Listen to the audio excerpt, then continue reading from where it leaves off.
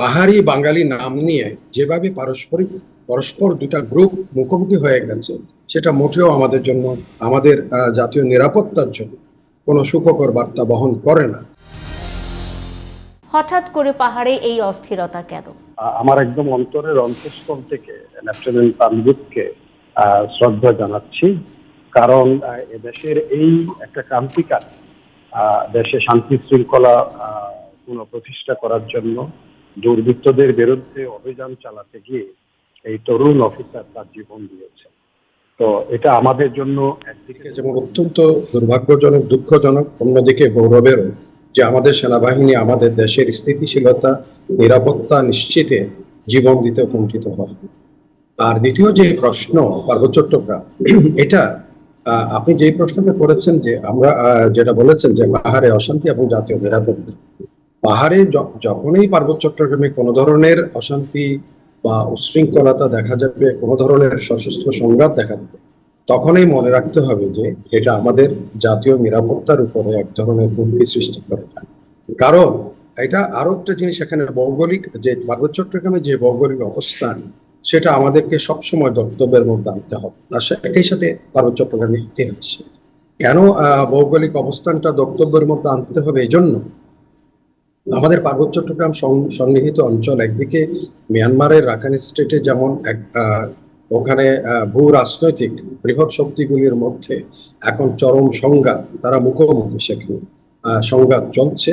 একই সাথে আপনি আমাদের পার্বত্য চট্টগ্রামের ঠিক পাশে মিজোরাম হয়ে আবার যেটা কানেক্টেড আপনার মণিপুরের সাথে, মণিপুরে সেখানে ভারতীয় যেই এখন পুরো রাজনীতিকেই এখানে একেবারে হতবিহ্বল, এবং পুরো ভারতীয় সরকার সেখানে ব্যতিব্যস্ত হয়ে আছে।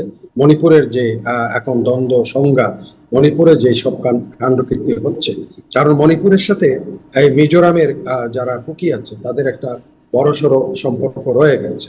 একই সাথে আমাদের পার্বত্য বান্দরবনে আমরা অতি সম্প্রতিও দেখেছি কুকি চীনদের কিছু সেখানে তাদের চলাফেরা বা তাদের কিছু কার্যক্রম। একই সাথে আমাদের এদিকে আরেকটু উত্তর দিকে আসলে আপনার খাগড়াছড়ি পার্বত্য, সেখানে আপনার ত্রিপুরার সাথে আমরা সন্নিহিত ত্রিপুরা।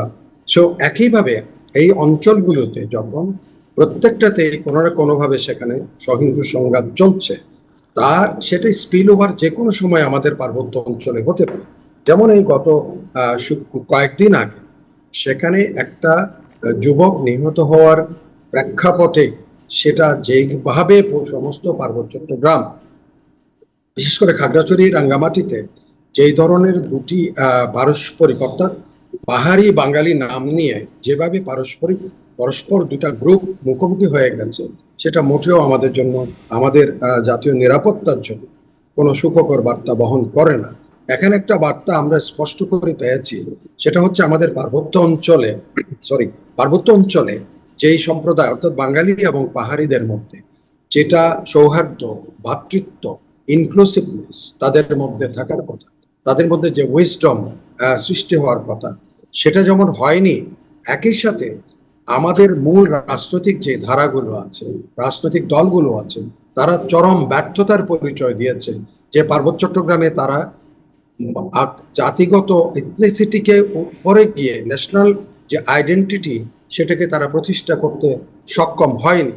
এবং এখানে আরো একটা জিনিস আমি বলে রাখি, হয়তো পরবর্তীতে আপনার কাছে অনেক, বিশেষ করে মাসুদ কামাল ভাই আছেন, ডক্টর মাহফুজ হাসান, দুজনে আমার অত্যন্ত শ্রদ্ধেয় ব্যক্তি, ওনারা আরো গভীরে গিয়ে আলোচনা করবেন। এখানে একটা জিনিস আমি বলে রাখি, এটা হচ্ছে আমাদের সাইকিক ওয়ার্ল্ডে, বিশেষ করে আমাদের রাজনীতিবিদদের, হয়তো মাসুদ কামাল ভাই এটাতে আরো একেবারে স্পষ্ট করে বলে নিয়ে যাবেন, আমাদের রাজনীতিবিদদের মধ্যে আপনার এখনো পর্যন্ত এই যে পার্বত্য জনগোষ্ঠীর, বিশেষ করে বাঙালি তো আছেই, সেখানে যে নৃগোষ্ঠী যারা আছে, তাদের কোনো পালা পর্বণে, তাদের কোনো আচার অনুষ্ঠানে তারা সেখানে কিন্তু গিয়ে তাদের পাশে দাঁড়ায় নাই। না দাঁড়ানোর ফলে যেটা হয়েছে, এক ধরনের তাদের ভিতরে বিচ্ছিন্নতাবোধ সবসময় তাদের ভিতর কাজ করে গেছে। আরেকটা আমাদের রাজনীতিবিদদের, আমি এটা দোষারোপের রাজনীতির কথা বলছি না, এটা বাস্তবকে আমি আলোচনা করার জন্য, সামনে নিয়ে আসার জন্য বলছি। সেখানে এই যে আমাদের রাজনীতিবিদরা মনে করেন পার্বত্য চট্টগ্রামের সমস্যাটা বোধহয় সামরিক বাহিনীর সমস্যা, সেখানে যখনই সমস্যা সৃষ্টি হয় তখন তাদের মধ্যে এক ধরনের এখানে আমি বল কমপ্লেসেন্সি আছে, আত্মতুষ্টি আছে, সামরিক বাহিনী তো আছে। আবার কিছু কিছু আমাদের সুশীল সমাজের লোকজন এখন ইদানিং বলা শুরু করেছে যে পার্বত্য চট্টগ্রামকে অশান্ত করে রাখার সেনাবাহিনীর একটা কৌশল। এই জিনিসগুলোকে স্পষ্টকরণের এবং সেখানে রাজনীতির যে ভূমিকা সবচেয়ে অগ্রগামী হওয়া উচিত ছিল, সবচেয়ে অগ্রগণ্য হওয়া ছিল, সেটা কিন্তু আমাদের রাজনীতিবিদরা এ পর্যন্ত করে আসতে পারেন নাই। যার জন্য জাতীয় নিরাপত্তা পার্বত্য চট্টগ্রামকে ঘিরে অতীতে যেমন একটা শঙ্কার মধ্যে ছিল, সংকটের মধ্যে ছিল, আমরা যেমন সবসময় শঙ্কিত থেকেছি পার্বত্য চট্টগ্রামকে নিয়ে, অতীতে সেটা পিসিজিএস এর মাধ্যমে হোক বা পিসিজিএস এর দুই দল লার্মা গ্রুপের মাধ্যমে বা প্রীতি গ্রুপের মাধ্যমে বা সাম্প্রতিকের ইউপিডিএফ এর মাধ্যমে বা কখনো কুকিচিনের মাধ্যমে এই জিনিসগুলো হয়ে আসছে। এবং সেখানে পার্বত্য চট্টগ্রামে যারা সাধারণ মানুষ আছে তারাও কিন্তু শান্তিতে নাই, তারা চাঁদাবাদের শিকারে পরিণত হচ্ছে, তারা সহিংস সংঘাতের মধ্যে তারা পড়ে যাচ্ছে, তাদের জীবন সেখানে বিপন্ন হয়ে যাচ্ছে।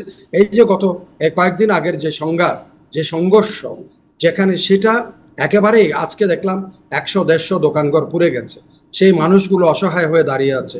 সেখানে না পাহাড়ি না বাঙালি, তারা হলো সাধারণ মানুষ।